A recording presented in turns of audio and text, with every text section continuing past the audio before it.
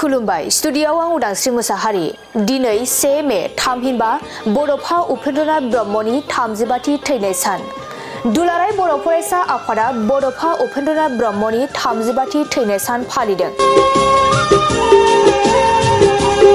क'क्राझार जिल्ला दतमा थुलुंगाफुरियाव थानाय मांखरसालियाव दिनै क'क्राझार जिल्ला दुलाराय बर' फरायसा आफादनि बानजायनायाव बड'फा उपेन्द्रनाथ ब्रह्मनि 35थि रुंसारि सानखौ फालिदों। हाबाफारि बायदियै फुंबिलि समाव आरज मेथाइ रोजाबो आरो दुलाराय बर' फरायसा आफादनि फिरफिलाखौ आद्रा जौथाइसिम बिरहोयो मिरु एबसुनि लोगो सोलोंथाइ नेहाथारि रबिय कुमार बसुमतारिया।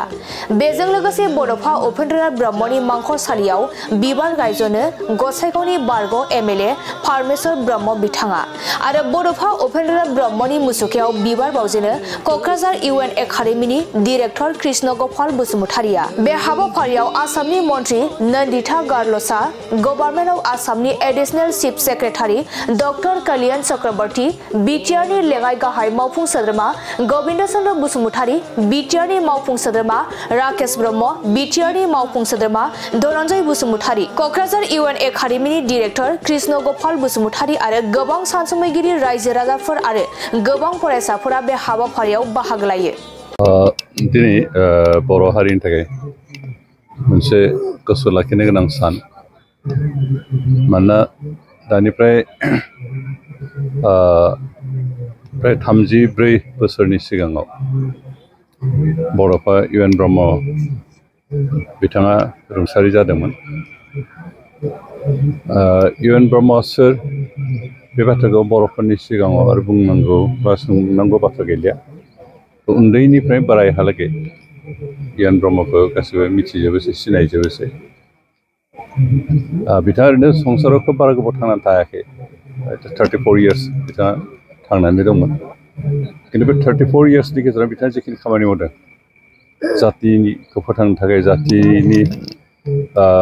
कनस्टिटिउसनेल मोनथायफोरखौ मोननो थाखाय 1986आव बिथाङा दुलाराय बर' फरायसा आफादनि आफादगिरि जानानै बर'फोरनि थाखाय आलादा रायजो बर'लेण्ड नांगौ होननानै जे सोमावसारदोंमोन आरो बे सोमावसारनाय हाबाफारिखौ बिथाङा बे सोमावसारनायनि गेजेरजों बिथाङा बर' जातिखौ मोनसे रोखा जाति, मोनसे जौगासार जाति बिदि हिसाबै दाखांनो नाजादोंमोन आरो बेनिखायनो बिथाङा सोमावसारनायजों लोगोसे बर'नि समाजखौ बोरैहाय सोलोंथाइनि बिथिङाव जौगाखांहोनो हागोन, बर' समाजनि जि गुबुंले जाथायफोर दङ बेफोरखौ बोरै फोसाबनानै बर' जातिखौ बोरैहाय गोग्गो गोथार समाज लानो हागोन, बे गासैबो बिथिंखौ लानानै बिथाङा सोमावसारनायाव बाहागो लानाय दुलाराय बर' फरायसाखौ बे गासैबो बिथिंखौ लानानै खामानि मावनो थाखाय बिथाङा थुलुंगा होदोंमोन। बिथाङा जुदि बर' जातिनि थाखाय सोमावसारदों अब्लाबो गुबुन गुबुन जातिखौ मुगैनांगौ बाथ्राखौ बुङाखै। बेनिखायनो बिथांनि स्ल'गानानो जादों live and let others live, थांनानै था आरो मालायखौबो थांनानै थानो हो। बे स्ल'गानजों बिथाङा सोमावसारनायखौ कन्टिनिउ खालामदोंमोन आरो बे स्ल'गाननि गेजेरजों बिथाङा जे सासे नन भायलेन्ट डेम'क्रेटिक सेन्टिमेन्टनि मानसि बे बाथ्राया स्पष्टयै बेरखांदों। दिनै बिथांनि जे सोमावसारनाय, बिथाङा सोमावसारनायनि फिथाइखौ नुलाङाखिसै, खिन्थु अब्लाबो बिथाङा सोमावसारनाय जि जागायजेनबाय बेखौ बिथा खालामनानैनो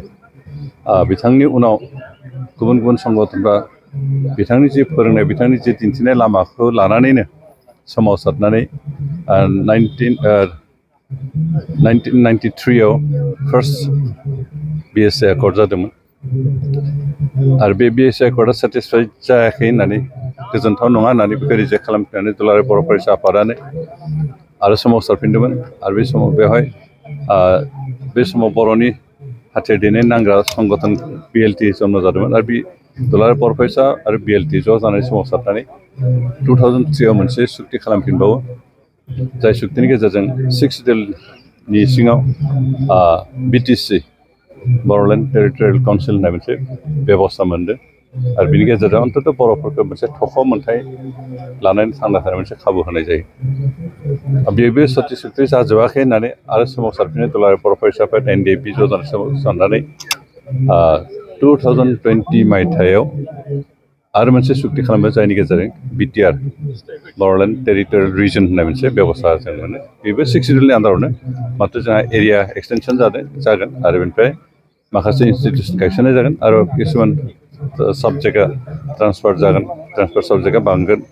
बे बाथ्राखिनिखौ लानानै आरो सुक्ति जाबावो दा जों जि बे मोनथाम सुक्तिनि थाखाय जिखिनि थुलुंगा मोनदों बेयो इउ एन ब्रह्म बिथांनि जि थुलुंगानाय जि लामा दिन्थिनाय जि गाइड जोंनो दिन्थिलांदों बेनि सायाव बिथा खालामनाय समाव साननाय जादोंमोन मावाखै दासिमहालागै खिन्थु अब्लाबो आलादा रायजो मोननो थाखाय जिखिनि बिथा नांगौ बे बिथाखिनिखौ जों गायसननो हानाय जाबाय दिनै जों बेनिखायनो इउ एन ब्रह्म बिथांखौ माब्लाबा बावनो हाया बिथाङा मात्र 34 इयार्सल' बे संसाराव थांना थादोंमोनब्लाबो बिथांनि जि कन्ट्रिबिउसन बिथांनि जिखिनि खामानि मावनाय बिथांनि जि आदर्श बिथांनि जिथु प्रिन्सिपाल बे गासैबो हल बर' जातिखौ फैगौ समनि थाखाय मोनसे रोखा जाति हिसाबै डिस्टिंक्ट कमिउनिटि हिसाबै थांना थानायनि मोनसे इन्सपिरेसन बिथाङा होगासिनो दं आरो बेनिखायनो जों इउ एन ब्रह्म बिथांखौ कुनुदिन बावनो हाया आरो बिथांनि लाइफखौ सर्टबाबो बिथांनि जिथु कन्ट्रिबिउसन बिथांनि जिथु एक्टिभिटिस बियो अन्तत 60 इयार्स थांनानै थानाय सासे सुबुंनि मावनायनिख्रुइबो बांसिन बेनिखायनो जों बिथांखौ बड'फा होननानै गनायदों बिथांखौ जेथिया बड'फा बे माबाखौ होजेनदोंमोन उपाधिखौ होजेनदोंमोन गोबाङानो कन्ट्रभार्सियेल खोथाफोरखौ बांद्राय क्रिटिसाइज खालामदोंमोन इउ एन ब्रह्म बिथाङासो सेंग्रा मानसि हाबायानो जायाखै बिथां बोरै बियो बड'फा जानो हानो होननानै गोबाङा कुइसन खालामदों खिन्थु जातिनि बिफा जानो थाखाय हाबा जालायनाङा गथ' गथायनि बिमा बिफा जालायनाङा बिथांनि जिथु मावनाय बिथांनि जिथु जातिनि प्रति जिथु कन्ट्रिबिउसन बिथांनि जिथु आदर्श बिथांनि जिथु निति जाय नितिफ्रा जाय आदर्शफ्रा जाय साननाय हनायफ्रा जाति मोनसेखौ बेसेबांबा गोलाव समहालागै थांना थानाय मोनसे लामा दिन्थिहरो बेबायदि सृष्टि खालामनानै सुबुङा हाबा जायाबाबो उन्दै बैसोनि मानसिबाबो बे बिफा जानो हायो बेनिखायनो बिथांनि कन्ट्रिबिउसनखौ जों रिकगनाइज होनानै बिथांखौ जों बिफा हिसाबै गनायदों आरो बिफा हिसाबै बिथाङा जोंनो दासिमबो जातिखौ थांनानै थानो थाखाय उन जोलैखौ आरो जातिनि थाखाय खामानि मावनो थाखाय थुलुंगा होगासिनो दं आरो बेनिखायनो दिनै जि नैबे इउ एन ब्रह्म बिथांनि जिथु थैनाय सान बेखौ जों दिनै गाजा गोमजायै खुंदों लोगोसे असम सरकारबो सरकार हिसाबै खुंदों आरो असम सरकारनि थान्दै हिसाबै दिनै जा नन्दिसा गारलसा बिथाङा जोंजों सहयोग खालामनानै सरकारि प्रग्राम हिसाबै बिथांखौ बे हाबाफोरखौ बाहागो लाफैदों आरो लोगोसे बिथांनि बे थैनायखौ रिकगनिसन होनानैनो बिथांनि जातिनि प्रति हादोरनि प्रति ओनसोलनि डेभेलपमेन्टनि थाखाय जिखिनि कन्ट्रिबिउसन दं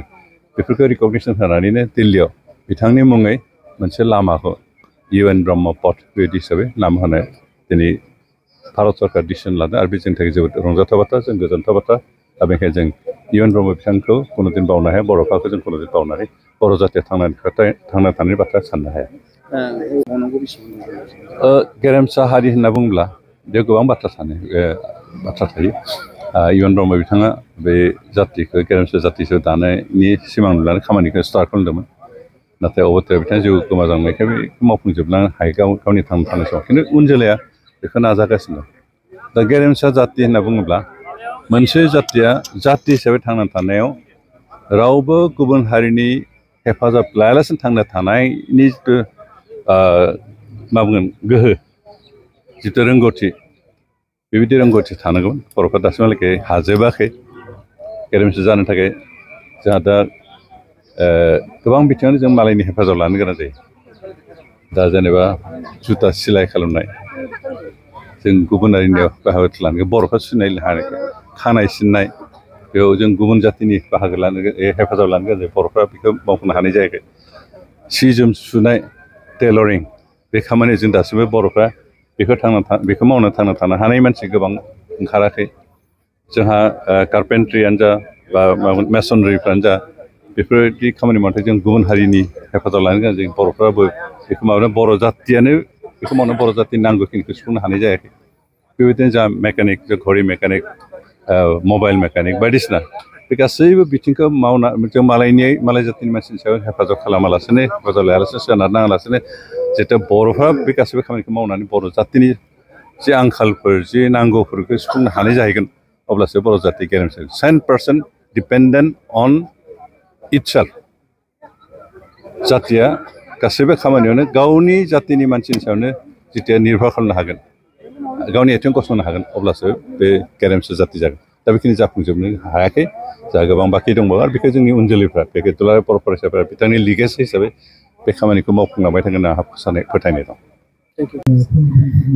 Today on the death anniversary of late Upendranath Brahma, we are here representing the state government, and it is a very fortunate day today, as in the name of late Bodofa, a road is being named in Delhi. This is a recognition which, being from a Boro community tribe, getting a name in the status of a national is one of the achievement which we can see under the present government. Dotoma being a village where he had all throughout his life, the aspirations of the people of Dotoma are as much like all the people of Boro. With the present scenario that on today's specific day, like any other day, this being one of the most specific history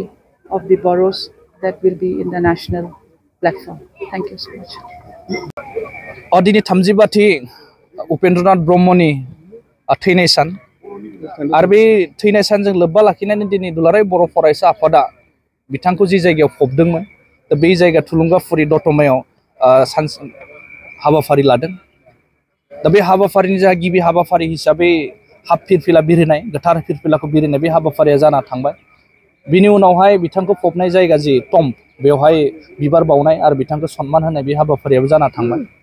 आरो थामथि हाबाफारि हिसाबै दिनै बिथांनि मुसुखा स्टेचुआव बिबार बावनाय आरो बिथांखौ सन्मान होनाय बे हाबाफारियाव जाना थांदों आरो जों गोजोनदों आरो जों साबायखर बावदों आसाम सरकारनि सासे केबिनेट मन्त्रि नन्दिता गारलुसा बायद' बिथाङा मोनथाम हाबाफारियाव बाहागो लाफैदों आरो बिनि उनावहाय बेलासिनि 3टा बाजियाव क'क्राझारनि कालचारेल कमप्लेक्सआव 1 घन्टा बिथांनि मुङाव बड'फा उपेन्द्रनाथ ब्रह्म आरो बिथाङा जिखिनि खामानि मावलांबाय समाजखौ जौगानायनि थाखाय सोलोंथाइ राजखान्थि हारि माहारि गासैबो जौगानायनि थाखाय जिखिनि खामानि मावबाय बिथांनि जिखिनि बिफाव बिनि सायाव सावरायमेल मोनसे लानाय जादों 1 घन्टानि थाखाय आरो बिनि उनाव 4 बाजि जानाय लोगो लोगोनो गोदान दिल्लीयाव जि कैलाश कल'नियाव बड'फा उपेन्द्रनाथ ब्रह्मनि मुङाव प्राय 1 किल'मिटार लामा बेखेवनाय जागोन आरो बिथांनि मुसुखाखौ जिहेतु 4 बाजियाव बेखेवनाय जागोन दा बे हाबाफारिखौ टटेलि बेयाव थानानै प्राय 1000निबो बांसिन मानसिफोरा बे कालचारेल कमप्लेक्सआव थानानै बे हाबाफारिखौ जों लाइभ नायगोन आरो बेजों लोगोसे गोबां जिल्लायाव बिटिआरनि आरो बिटिआरनि बाहेरनि गोबां जिल्लायाव बे हाबाफारिखौ 4 बाजि जानाय लोगो लोगोनो बेलासिनि लाइभ देखायनाय जागोन आरो बिनि थाखाय जों दुलाराय बर' फरायसा आफादनिफ्राय जानानै भारत सरकार आसाम सरकार आरो बिटिआर सरकारनिसिम रोजा रोजा साबायखर बावदों आरो बिनि उनावहाय गपिनाथ बरदलै बिथांनि उनावहा बड'फा उपेन्द्रनाथ ब्रह्मनि मुङानो नैथि जागोन भारतनि राजथावनि गोदान दिल्लीयाव जायनि मुङाव लामा बेखेवनाय जागोन बे सेकेन्ड जागोन जोंनि आसामनिफ्राय आरो बे जोंनि थाखाय गोग्गाथाव आरो प्राउड मोमेन्ट दिनैनि थाखाय आरो दिनै दुलाराय बर' फरायसा आफादनि जि मोनसे प्रप'जेल बेखौ बिथांमोना सन्मान आरो गनायथि होनानै जि हाबाफारि मावनो थांबाय बिनि थाखाय जों अरायसम बिथांमोननिसिम साबायखर जोंहा थागोन आरो दिनै जों गोसो गोरबोआव जों आत्मायाव जों गोजोननाय मोनदों आरो दुलाराय बर' फरायसा आफाद आरो गासैबो हारि माहारि आरो जोंनि जेसेबांखिनि फरायसाफोर दङ गासैबो उपेन्द्रनाथ ब्रह्म बड'फा बिथांखौ जों हारा मोदोम जोंनि जिउ आरो जोंनि आत्मायाव बिथांमोनखौ लानानै थांनो थाखाय जों अराय थिरांथा जानानै दङ आरो बेखिनि बाथ्राखौनो आं दिनैनि बे हाबाफारिजों लोब्बा लाखिनानै आं फोरमायबाय। गोजोन्थों।